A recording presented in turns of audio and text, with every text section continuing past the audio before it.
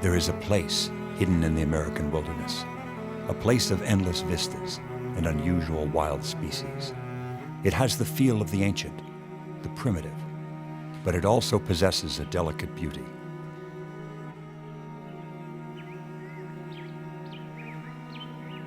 This is where the great forces of evolution are displayed for everyone to see. It is, above all, an unexcelled sanctuary for living things, a refuge that harbors an astounding number of plants and animals.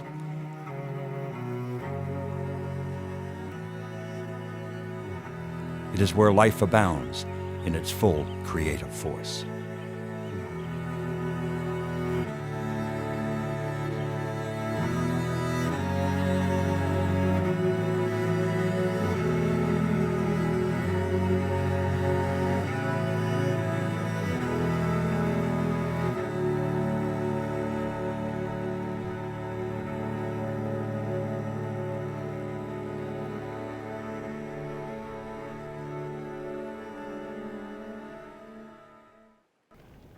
My home turf is the big city.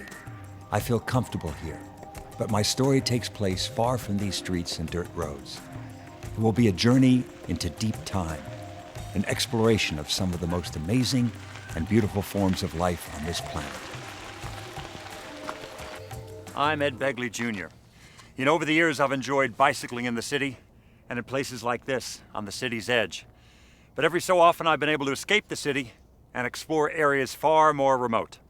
Join me on a journey to a place that some people call America's Lost Wilderness.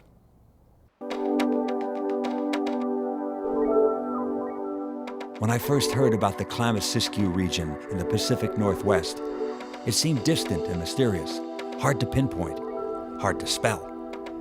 Arriving here, my first impression was still that it was remote and mysterious. Actually, it's the rivers that most people notice when they get here. Unexcelled whitewater rapids for the adventurous.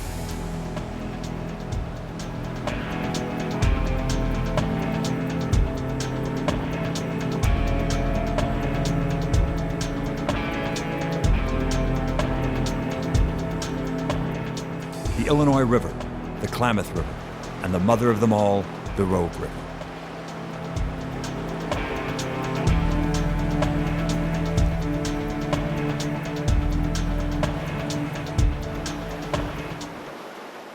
But step away from the rivers, and a new world awaits, a forest world to explore. For many years, this was a largely forgotten world, even for most scientists. But recently, a new era of scientific exploration has opened for the Siskiyou Mountains, and now the global significance of this immense area is being recognized. What better way to grasp the size of this region than from the air? And who better to fly with than a pilot who identifies himself simply as Sky? I love this region. I've traveled throughout the world in my flying experience, and the vast forests, rivers, the biological diversity, it's a very unique area. And Ashland area traffic, Caravan 288, Sierra Romeo, departing runway 30, left turn out. Sky's plane is a high-tech marvel. He can cruise at very low altitudes and at very low speeds. Slow enough for me to get a good look at the Siskiyou. About Little Applegate is right here. Soon we were flying over a regional landmark called Pilot Rock. It stands as a signpost at the entrance to these mountains. And if we follow it on down, that'd be... Below us was also evidence of clear cutting for timber yield. Large patches of forest had been cleanly dissected. You see that notch down in The Siskiyou Mountains are located near the Pacific Ocean, just inland from the world-famed coastal redwoods. Pull the power back just a little to quiet it down here. I could see why the region has been called a collision of mountain ranges. Below us were snowy ridges and deep river valleys extending off to the horizon. The region is larger than some states, over 16,000 square miles.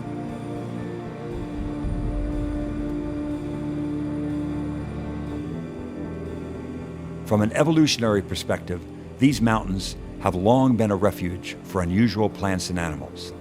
The terrain is generally high, can be thought of as an island favorable for evolutionary change, not unlike Darwin's Galapagos Islands. The forests below were enticing. I had heard rumors about their exceptional beauty. Hike around these forests and you soon learn that the redwoods aren't the only record-holding trees in the world. Not only are there more species of conifers here than in any other temperate forest, but also some of the rarest and most beautiful trees on Earth. Frank Callahan knows trees. In fact, no one knows the secret places of trees in this forest as well as Frank. Here he is approaching one of the rarest and most unusual conifer species in the world, a brewer's spruce. Frank thinks it may be the largest of its kind on the planet. Its drooping branches have been described as soulful, and early on it was called the weeping spruce. It grows naturally nowhere else on Earth and has found a refuge in these forests for millions of years.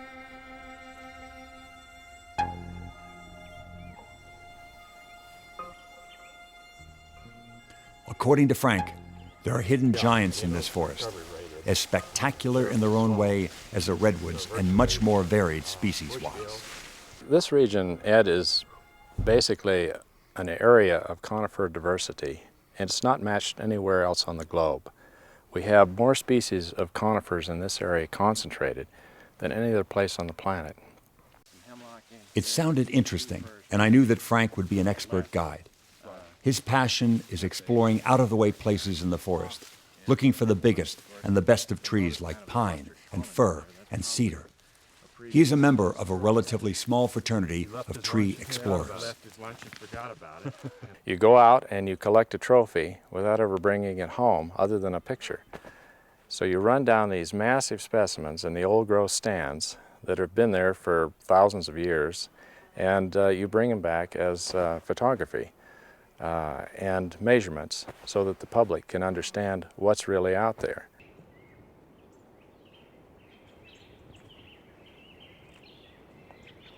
You notice this incense cedar? He had in mind to show me a couple of rarely seen giants, and the only way to see them was on foot.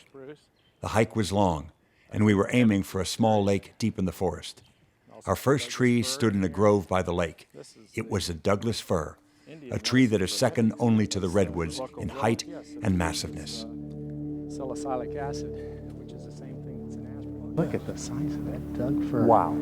That is dynamic. And we measured that at 225, which is, it's punching up there for a Doug fir at this elevation, this far south in this region. Kind of thick in through here. Oh yes, watch your step. This is a mountain ash here, a little bit touchy. Okay, against these firs here. And take a look at this specimen. Oh my God. This is the one that we measured at 225 feet in height, and she's about 10 feet in diameter. How old do you figure this tree is? About 500 years. So around the time of Columbus, this Right. tree was Oh here. yes, yes. It was here probably as a little bit smaller version. Been through fires Right, and still thrived. right. It's talked about a lot of fire and a lot of smoke. So it built itself together. Look at this magnificent buttressing effect on this thing. Full of this, Our next goal was not far away from the Douglas fir. Frank was looking for an incense cedar, an inconspicuous tree commonly found in these forests. very dynamic. But this was not the usual incense cedar.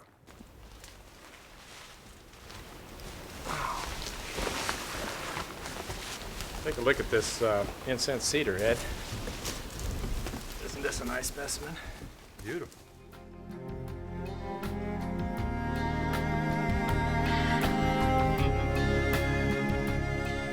We were dwarfed by the 500-year-old tree.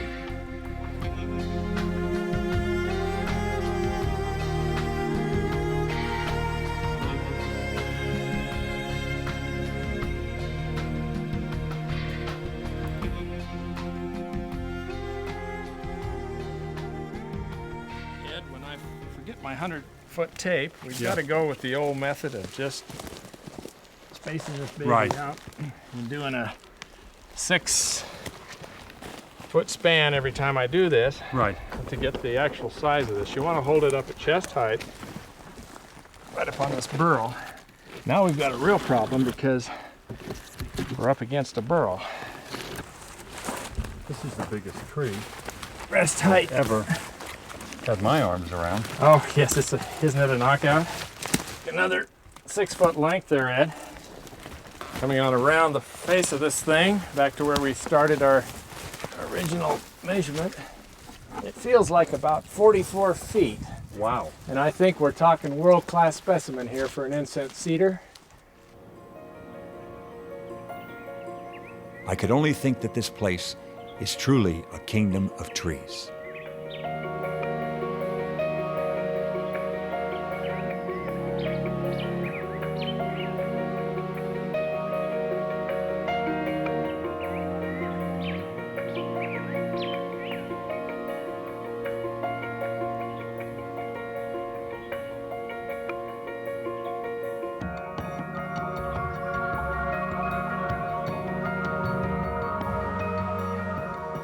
The Klamath-Siskiyou region is known not only for its record-breaking trees, but also for its unusually high number of flowers.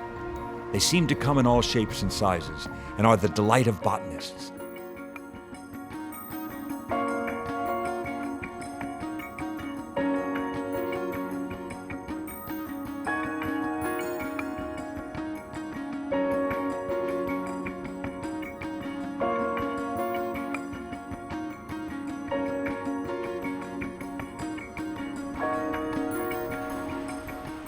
Combine the species of trees, flowers, and animals, and you have what is termed biodiversity, or the variety of life forms.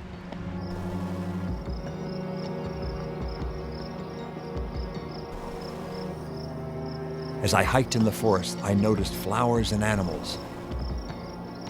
Certainly not spectacular animals, but fascinating ones. But some people who live in the region cast doubt on the success of my explorations. I think you need some fairly strong expertise in flora or fauna to appreciate the biodiversity here. Dave Hill is a longtime forestry expert, and it's hard for him to picture curious Americans flocking to these forests, as people do to the redwoods or Yosemite. I don't think the biodiversity here is obvious enough to bring tourists out to look at things in the woods. As I listened to Dave talk, I realized that the forest around us was not exactly teeming with wildlife and colorful flowers. Maybe he had a point, maybe not. I took it as my personal challenge to find out what I could see in these forests. Appreciate a well-managed forest. The logical person to meet up with was Dominic De La Sala, a scientist who had cast a spotlight on the extraordinary number of species here. It's not the kind of biodiversity that jumps out at you like Yellowstone does with the charismatic megafauna and the giant geysers that make up the Yellowstone ecosystem. It's real subtle here. And you have to turn over the rocks, and you've got to look in different places. And once you know what you're looking for, this place really is extraordinary. And there's a lot of superlatives that make this place world class. A lot of the plants have found a refuge here. There's probably somewhere in the neighborhood of over 3,500 plant species, probably at least 281 that are found nowhere else on Earth.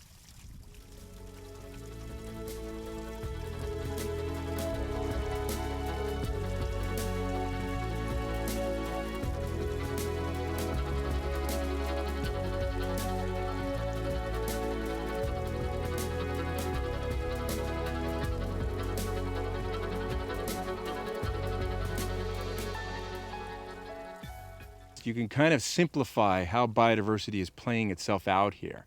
And biodiversity, very simply, is the product of geology plus climate plus time.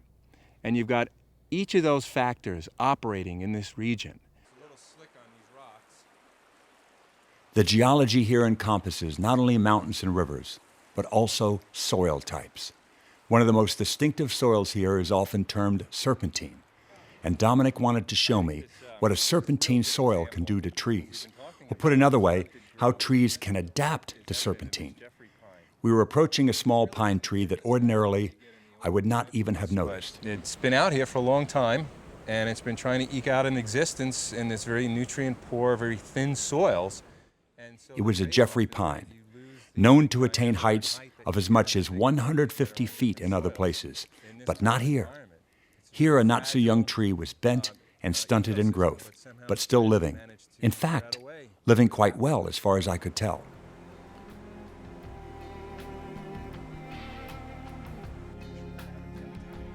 Throughout the Klamath-Siskiyou, soil types have a great influence in determining different habitats.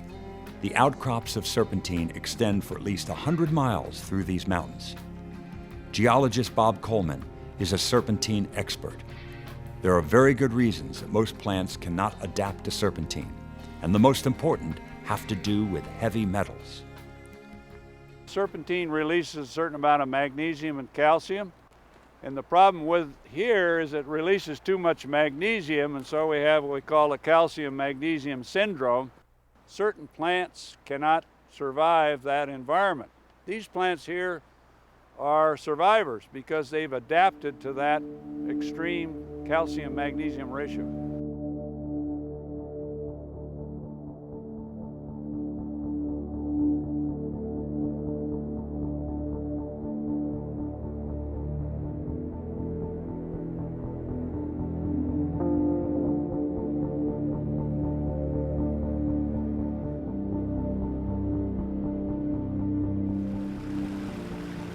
This portion of the Klamath-Siskiyou Mountains might be termed the land of serpentine.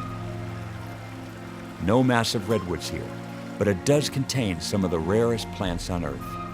These plants have pioneered a challenging environment and succeeded.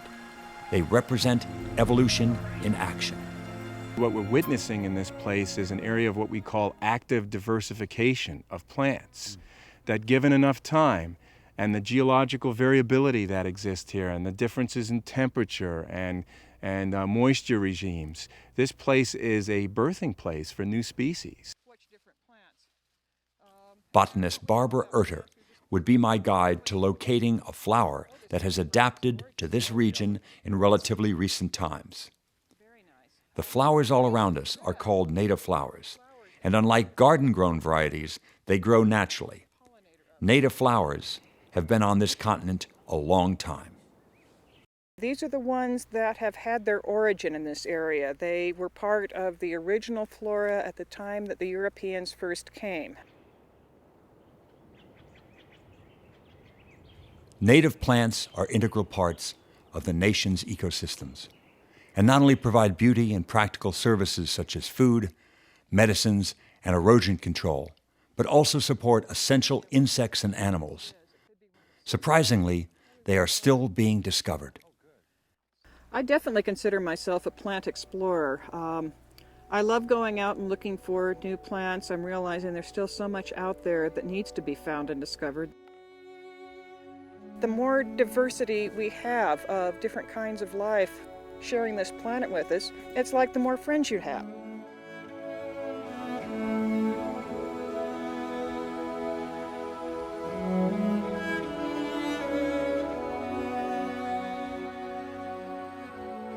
The forest floor was blanketed by a bright yellow flower.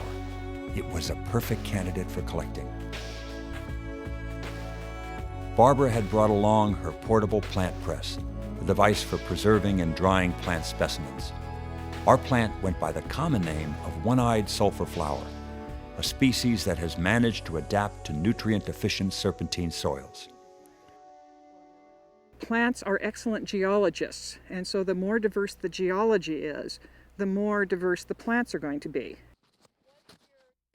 This striking flower has only recently evolved on a geological timescale. It is a new face in this land. In fact, a new face on the planet.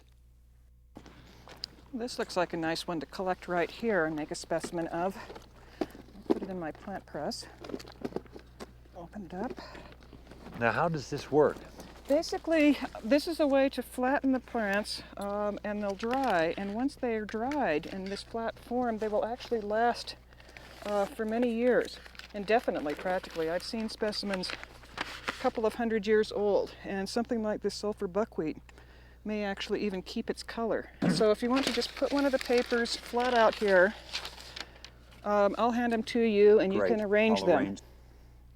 Okay. Okay, and then this gets closed, and you can put those on top of it. Great. Nice Okay, and straight like that. It needs to be straightened up. And then the straps go on. Let me get the other one for you. Okay. And we can do the light testing, or tightening, but then the fun, if you actually want to stand on this to give the maximum weight now to get this is something I'm good at. I've certainly been eating my share lately.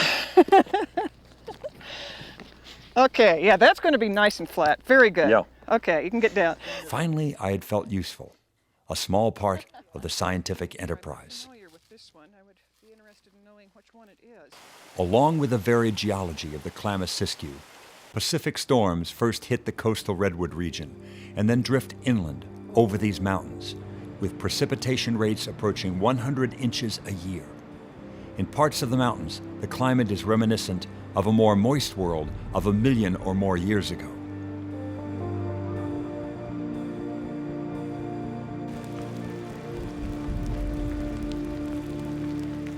Newts and salamanders, ancient creatures tracing their origins back millions of years, make use of this wet environment. If it is impossible to see deep geological time, one can still say that amphibians like these embody vast expanses of evolutionary time in their very appearance. When I'm walking through the forest and the moss-covered logs and the big ferns, it sort of gives me this sense of being back when the amphibians first were here on land several 100 million years ago.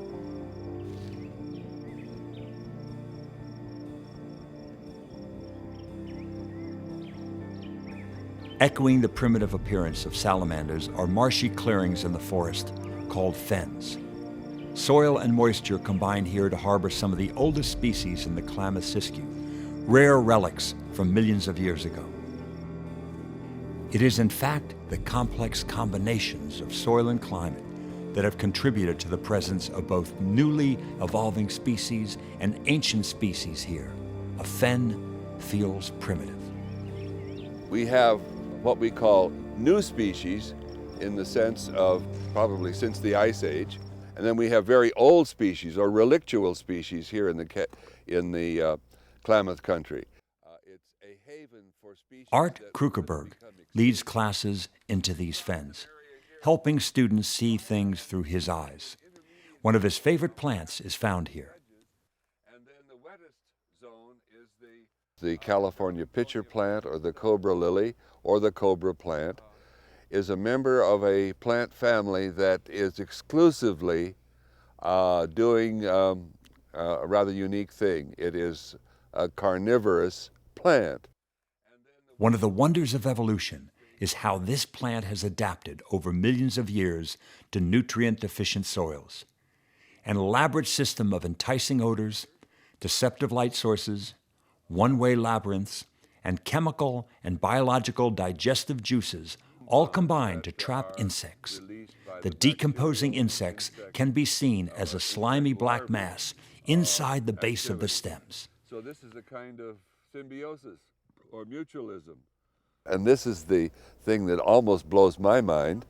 There are living insect larvae that chew on the dead insects and release chemicals that can be taken up by the cobra plant. The larval stages of those two. Describing the fen as an alien planet would not be far-fetched.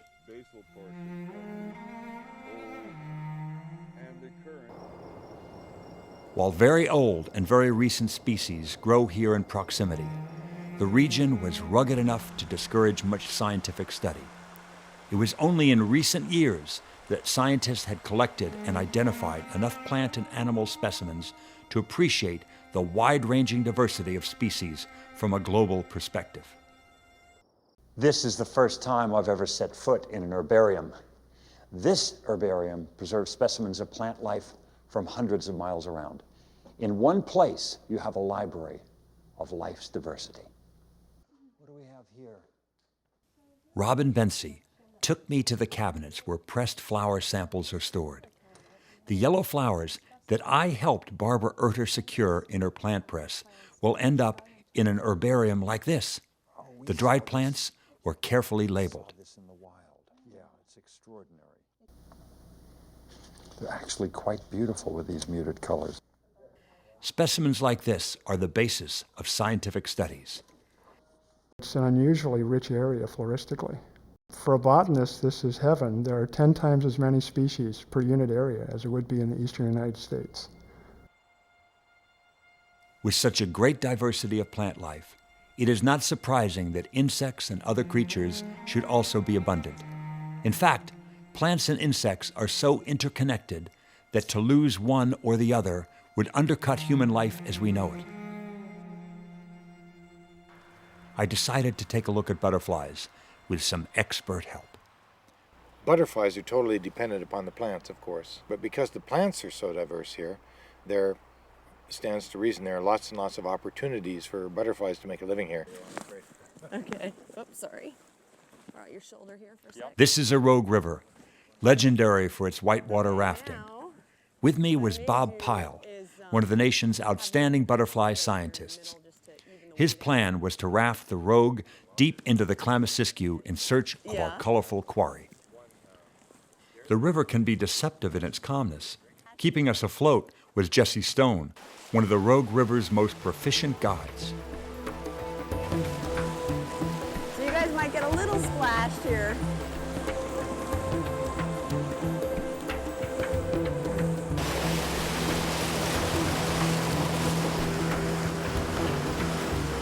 We were looking for a place to disembark, where riverside vegetation might be hiding butterflies. The total number of species in the Klamath-Siskiyou region is probably about 125 or 130, which is very high for such a compact area. And that would be probably about 1/6 of all the butterflies in North America. So that's a lot to find in one particular area. I can't think of many other areas at all where you would find such a high proportion of the American butterfly fauna.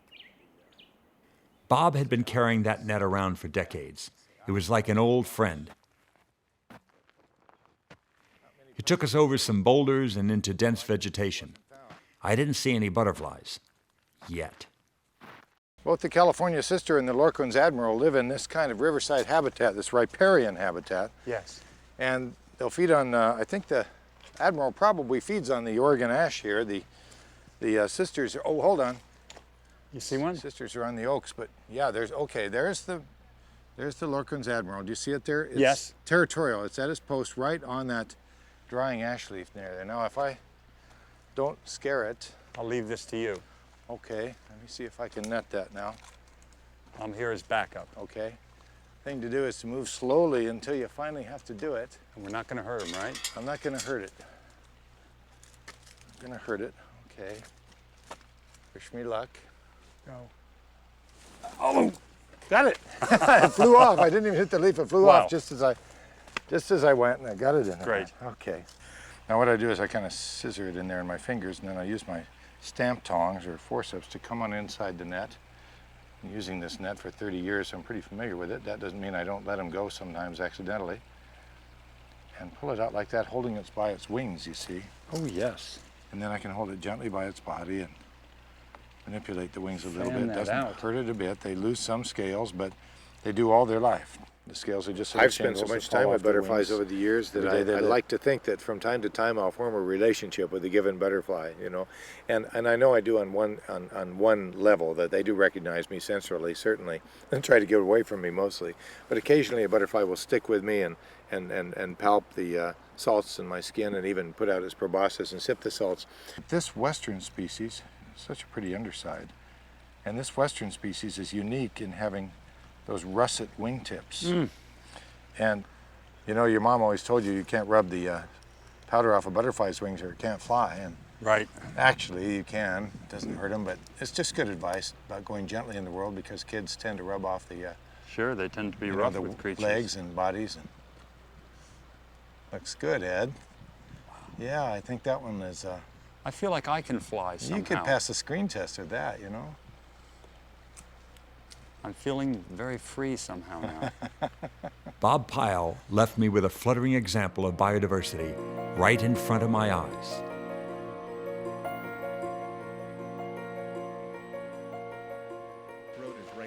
I met up again with Dominic De La Sala, who wanted to show me Port Orford cedar, once one of the most important conifers used not only by Native Americans, but also in constructing homes and buildings in some of the nation's large cities. The tree grows nowhere else on Earth naturally, yet its beauty has been long recognized, and it is cultivated around the world. In a matter of minutes, Dominic could show me things that were new and interesting, and he himself places great faith in education. I think it would be great to have more education and interpretive centers that look at the importance of this place and perhaps even establish a national monument that is based on biodiversity. Preservation ideas like this make people like Dave Hill uncomfortable. I don't think you gain much by going that extra step and restricting public access or multiple use by naming it a national park or a national monument. Dave put forth a different idea for the future health and economic viability of the Klamath-Siskiyou. There's plenty of trees and fiber in the Pacific Northwest for America's homes and paper products. It is simply a matter of being able to access it, manage it in a sustainable fashion, which the forest products industry can assist in. I just am skeptical on recreation and tourism ever generating the economic benefits that timber has here in the past. Others suspect that the rivers here, along with a vast assortment of plants and animals, will bring in visitors.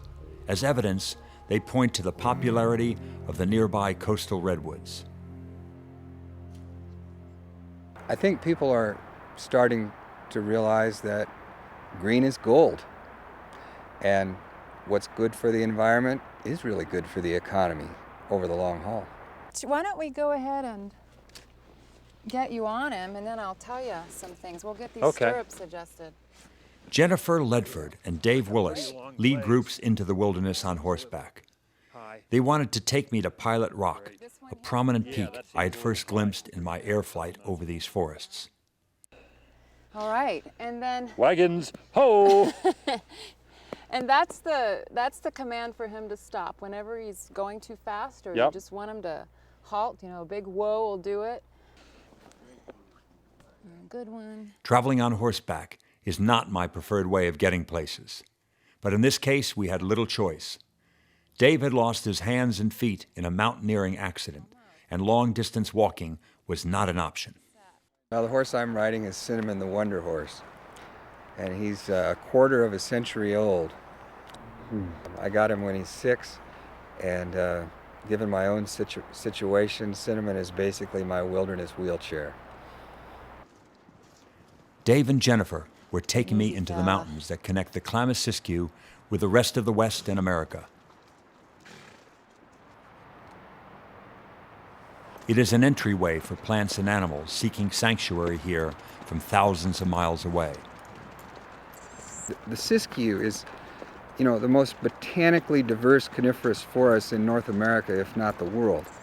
It's a Noah's Ark of floristic variety. This Pilot Rock area, where we are now, is the gateway to the Klamath-Siskiyou.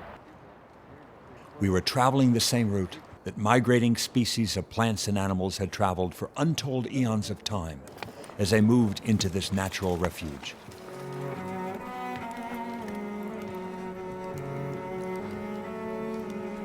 Behind us was the western portion of the continent, and before us, 10 million acres of wildland stretching to the Pacific Ocean.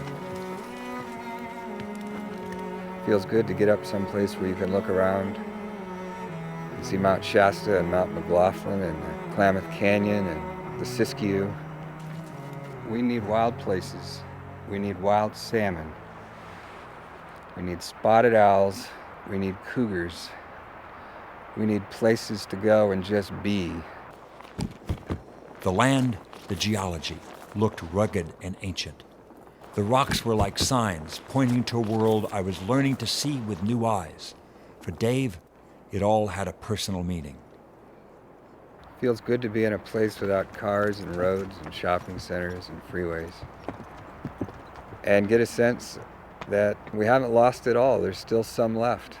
And that if enough of us work hard enough, we can not only protect the wilderness we have, but get some wilderness back. I think this is about where we ought to get off and start hiking. Right? High up over here.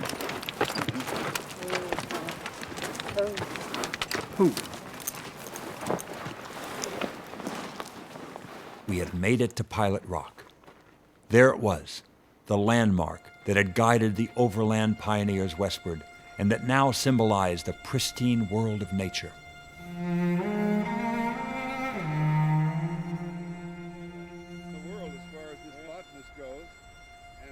For Art Kuckeberg, the botanist, and Bob Coleman, the geologist, the Klamath Siskiyou is a place of unending mysteries. They have spent their long careers traveling its roads and trails. What they have found is a living museum of evolution, a richly diverse world unfolding before our very eyes. For Art, intense study of this land has led to deep affection, and that affection in turn has led to his life's dream. The Klamath Siskiyou region is really a nursery of ongoing evolution. I've had the idea a long time ago that even an area like this, like the Badlands in the Dakotas, should be a national park. A national park for biodiversity and the ongoing work of evolution. It would be a first. Keep heading to Shasta for now. I recalled my original flight above the Klamath and Siskiyou Mountains. It began one of the incredible adventures of my life. Now I could look down at the steep mountains and green forests and know something of how life surges ahead despite obstacles. I thought, too, of the astonishing variety of plants and creatures I had encountered. These wild things that accompany us as we create our future on this planet.